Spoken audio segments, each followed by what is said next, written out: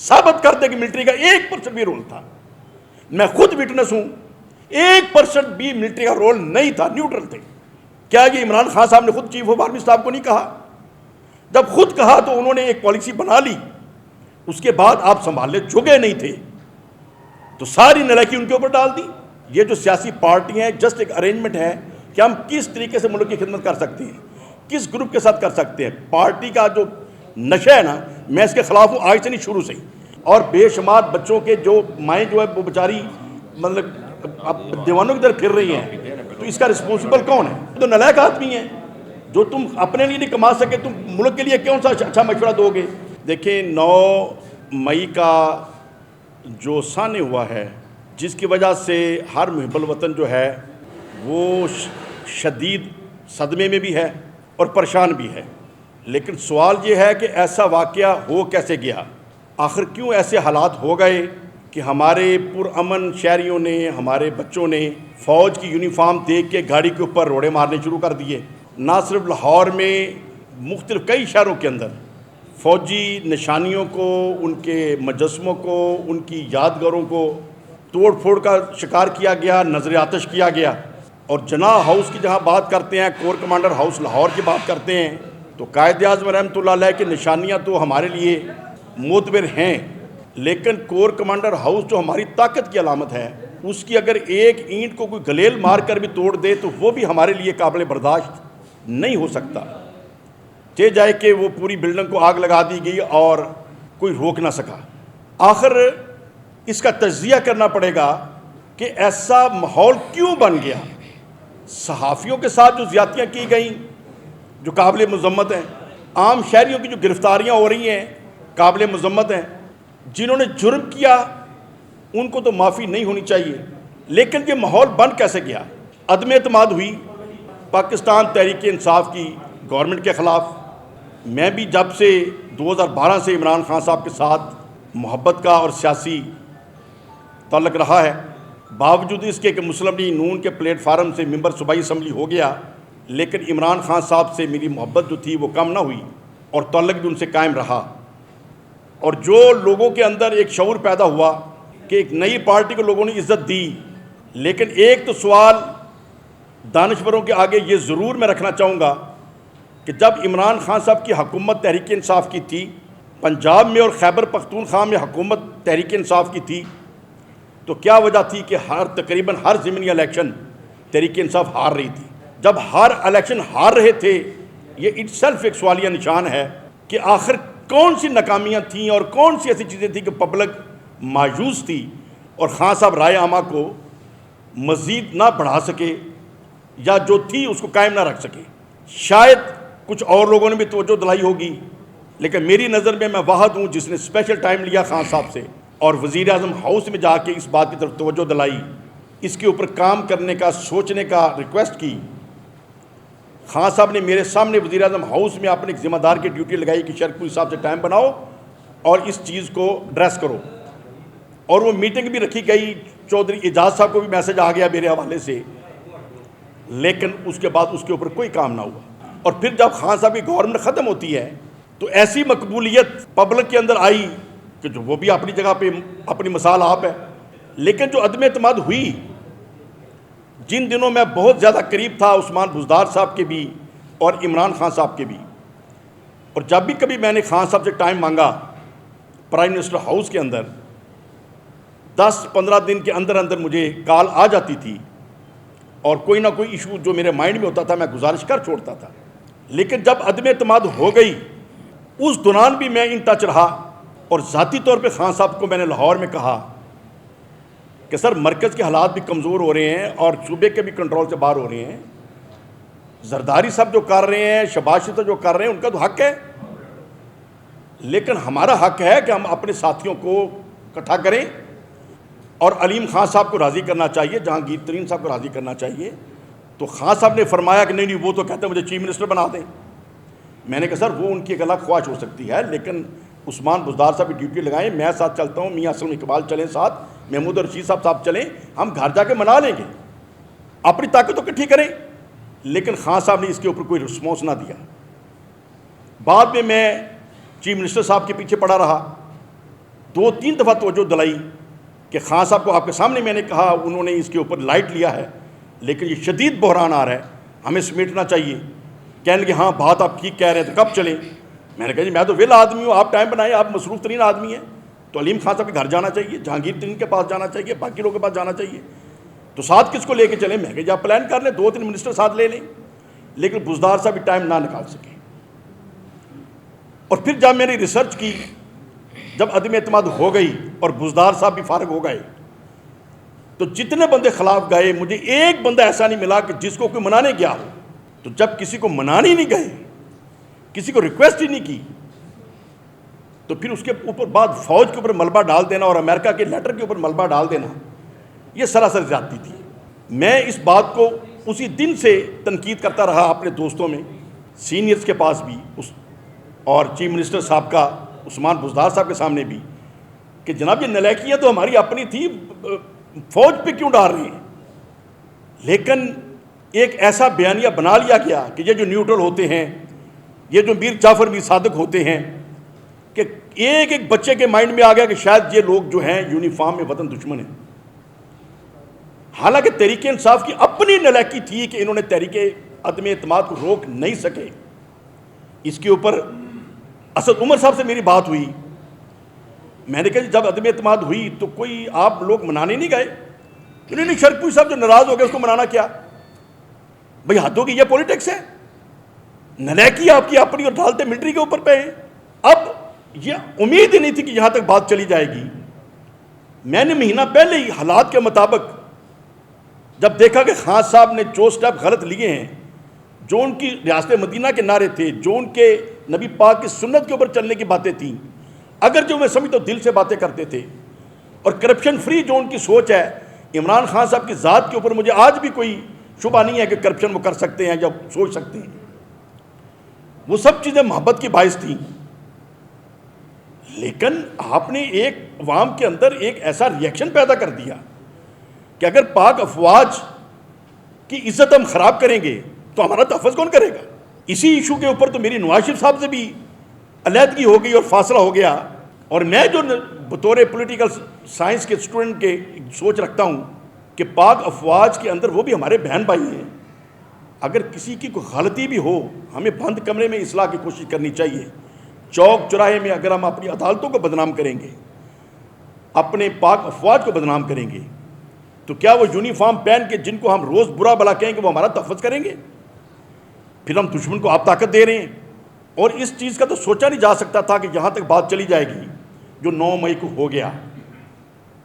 اور 9 مئی کے بعد جو میری کیفیت رہی ہے، نہ تو خبریں سننے کو جی چاہتا تھا، نہ بات کرنے کو جی چاہتا تھا، ایک طبیعت کے اوپر بوجھ رہا۔ اور جب میں دوستوں سے باتیں کرتا تھا تو پھر میرے قریبی دوستوں نے یہی کہنا شروع کیا کہ آپ پہلے بھی چیزوں کے اوپر اختلاف رکھتے تھے، تو آپ کو تو پتہ ہے خان صاحب مانتے تو بات ہے نہیں، بات سن لیتے عمل نہیں کرتے۔ اور پھر آج یہ جو حالات ہو گئے ہیں، ہم کس طریقے سے ان کو ڈیفینس کر سکتے ہیں اور ان کا ساتھ دے سکتے ہیں؟ تو بہرحال میں نے پھر یہ فیصلہ کر لیا کہ ہم خان صاحب کے ساتھ مزید نہیں چل سکتے،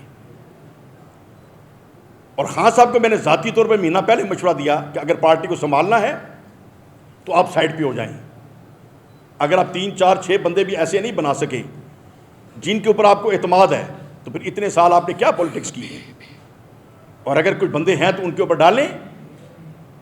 اور جب آپ کی طبیعت ایسی ہے کہ آپ نہ بات کمپرومائز کرتے ہیں، نہ لچک دکھاتے ہیں، حالانکہ پولیٹکس کے اندر لچک بھی ہونی چاہیے، کمپرومائز بھی کرنا پڑتا ہے۔ شہباز شریف صاحب لیڈر آف اپوزیشن کے طور پہ گئے، آپ ہاتھ نہیں ملاتے رہے۔ مجھے اعتراض رہا کہ ٹھیک ہے ان کے اوپر الزامات ہیں یا ہم سمجھتے ہیں کہ ان کے اندر کوئی خامی ہوئے گی، تو جب ایک اکثریت انہوں نے چنا ہے تو قانون تو انہیں لیڈر آف اپوزیشن کہتا ہے اور آئین انہیں لیڈر آف اپوزیشن کہتا ہے، تو آپ آئینی طور پہ قانونی طور پہ اس کے ساتھ بیٹھیں عزت وقار کے ساتھ۔ لیکن یہ باتیں جب میں اپنے کولیگس سے کرتا تھا تو مجھے کہہ دیں سب چھٹے ہیں، ان باتوں کا کیا فائدہ، تو اسی ایویں لگے رہندی ہو۔ لیکن بہرحال آج جو ہو گیا اس کے بعد میں سمجھتا ہوں کہ تحریک انصاف کو خود خان صاحب نے بنایا اور خود ہی ختم کر لیا۔ لیکن میں عوام پاکستان، اپنے نوجوانوں کو، اپنے دوستوں کو یہ میڈیا کے ذریعے یہ سوال چھوڑنا چاہتا ہوں. بات تو شروع ہوئی تھی عدم اعتماد سے کہ یہ عدم اعتماد ان میر جعفروں نے کیا. اس کو شاہ محمود قریشی صاحب بیٹھ جائیں, اسد عمر صاحب بیٹھ جائیں, خود خان صاحب میرے بیٹھ جائیں, ثابت کر دیں کہ ملٹری کا 1% بھی رول تھا. میں خود وٹنس ہوں, 1% بھی ملٹری کا رول نہیں تھا, نیوٹرل تھے. اور نیوٹرل بھی آپ نے خود انہیں کہا پرائم منسٹر ہاؤس میں کہ سیاسی معاملات میں آپ دخل نہ دیں, ہم سیاست کو بہتر جانتے ہیں, آپ اپنے بارڈر کو سنبھالیں. کیا یہ عمران خان صاحب نے خود چیف آف آرمی صاحب کو نہیں کہا؟ جب خود کہا تو انہوں نے ایک پالیسی بنا لی, اس کے بعد آپ سنبھالنے جھکے نہیں تھے, تو ساری نالائکی ان کے اوپر ڈال دی اور پبلک کے اندر ایک عجیب ایسی کیفیت پیدا کر دی کہ جس سے ایسے ایسے واقعات ہو گئے کہ آج ہم بالکل شرمندہ بھی ہیں, تکلیف میں بھی ہیں کہ ہم اپنی قوم کو کس طرف لے کے جا رہے ہیں.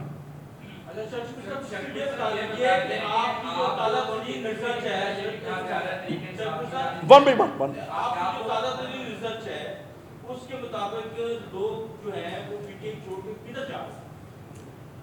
دیکھیں, جیسے میری کیفیت ہے, جب میں نے سمجھا کہ میں خان صاحب کے اس سٹائل کو یا جو کچھ ہو چکا ہے, اختلاف رائے تو پہلے بھی تھا لیکن اس کا کوئی بیڈ امپیکٹ سامنے نہیں آیا تھا ان چیزوں کا. جب ایک بیڈ رزلٹ آ گیا تو نہ ہم اس کا تحفظ کر سکتے ہیں نہ اس کا ڈیفنس کر سکتے ہیں, اور پھر خان صاحب بھی بیک فٹ کو جانے کو تیار نہیں ہیں, تو ہم سمجھتے ہیں کہ ہم اپنے آپ کو کنارہ کر سکتے ہیں. تو اس میں میرے اپنے شرق و شریف کے جو دوست احباب یا میری جو کانسٹیچوئنسی ہے اس میں جو چند دوست روز ملتے جلتے رہتے ہیں, ان سے مشاورت کے علاوہ کسی اور سیاسی قائد سے نہ میرا کوئی مشورہ ہے نہ کوئی رابطہ ہے. اب ہر بندہ اس طریقے سے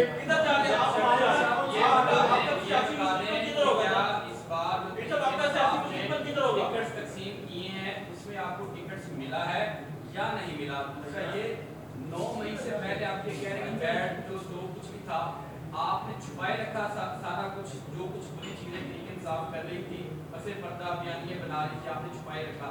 آپ خود کو نہیں سمجھتے کہ آپ بھی ملزم ہیں, آپ بھی شامل ہیں بھی لوگوں میں جنہوں نے یہاں تک حالات بنائے ہیں. تو دو سوال ہیں, ٹکٹ ملا یا نہیں ملا, دوسرا آپ جو حالات بنے کیا اس میں آپ بھی شامل نہیں ہیں, یہاں تک نوبت آ گئی پہلے کیوں ایکسپوز کیا. دیکھیں, جو ایم پی اے کے ٹکٹ کا مسئلہ ہے وہ تو میں امیدوار ہی نہیں تھا. میں نے اسد عمر صاحب کو خود کہہ دیا تھا کہ میں صوبائی اسمبلی کے ان الیکشن میں امیدوار نہیں ہوں, اور لیکن خان صاحب کا میرے سے پرومس تھا کہ پی پی 137, 138, 139 یہ آپ کے مشورے سے ٹکٹ دیں گے, اور جیسے آپ کہیں گے ویسے کریں گے. وہ اگرچہ عین موقع پہ مشورہ بھی نہیں کیا گیا, اور اگر ٹکٹیں دی گئیں تو غیر میرٹ سے ہٹ کے دی گئیں, جو بندے میرٹ پہ تھے ان کو اگنور کیا گیا.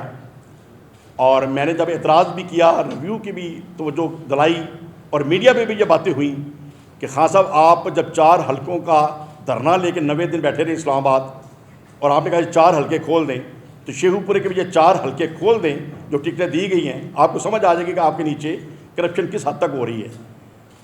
تو وہ بہرحال میرے توجہ دلانے کے باوجود, میڈیا پہ بات کرنے کے باوجود, اس کے اوپر نہ تو کوئی دوبارہ میٹنگ ہوئی اور نہ اس کی کوئی اصلاح کا میسج آیا. نہیں, میں نے تو مانگی نہیں نا, وہ تو میں عرض کر رہا ہوں, میں نے تو مانگی نہیں, لیکن جو میرٹ پہ بندے تھے ان کو اگنور کیا گیا. جن کو دی گئیں, اگرچہ وہ بھی میرے دوست ہیں, میرے سے محبت والے ہیں, لیکن وہ میرٹ پہ نہیں تھے.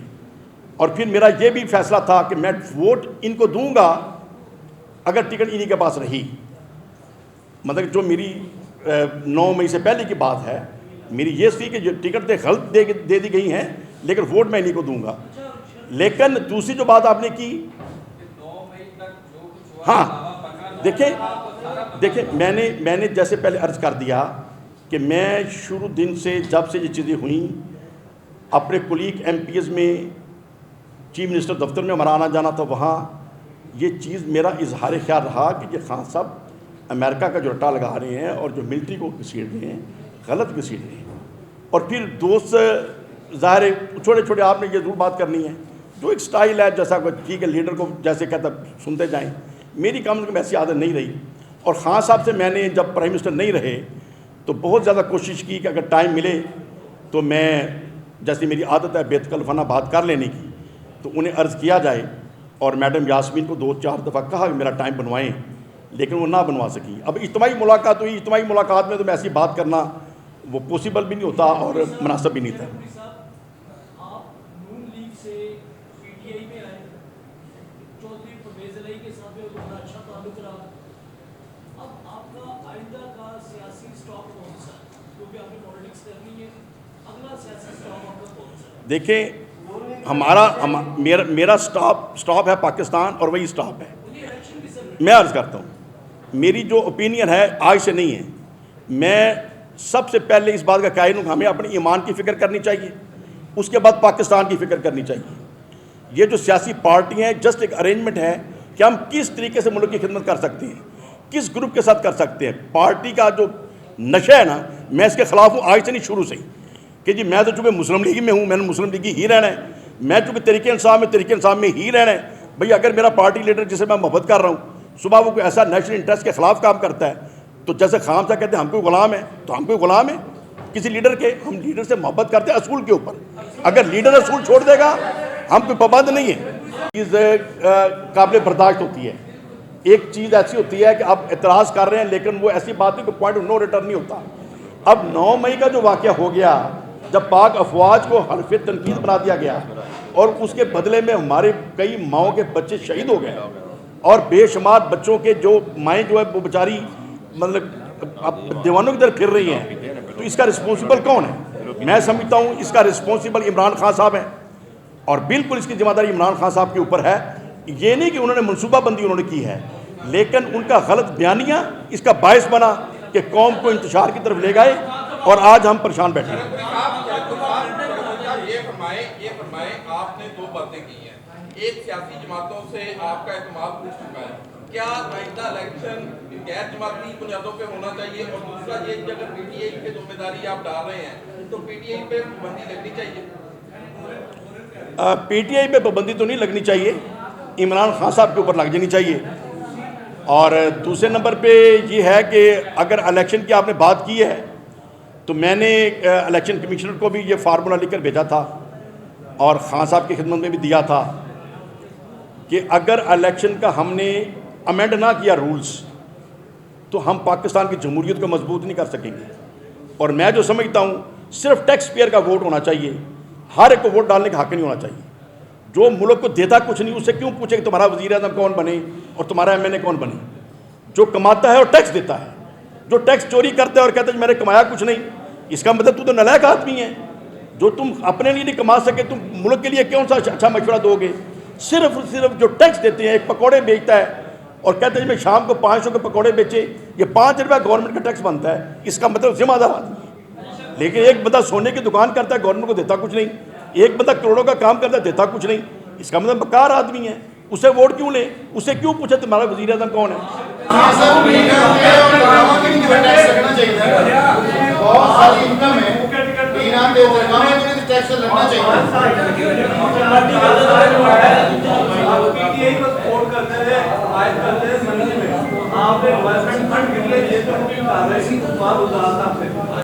जी, उस्मान बुज़दार साहब ने एक तो तकरीबन 4.25 अरब का मेरी रिक्वेस्ट के ऊपर मंसूबा हमारे इलाके में किया, जो अरसा दराज से टूट फूट का शिकार थी और बिल्कुल हमारे शरकपुर का लाहौर का रास्ता ही मोटरवे के अलावा ख़त्म हो चुका था। और वो तो उन्होंने इतनी बड़ी मेहरबानी की कि पूरा इलाका खुश है। और इसके अलावा भी करोड़ों रुपया उस इलाके में उन्होंने डेवलपमेंट के लिए दिए, जिससे बेशुमार सड़कें और बेशुमार इलाकों की इस्लाहात हुई। तो वो मैं उस्मान बुज़दार साहब का शुक्रगुज़ार हूँ जो उन्होंने इलाके की तरफ तवज्जो दी हमारी रिक्वेस्ट पे और हमारे इलाके की बेहतरी का बायस बनी।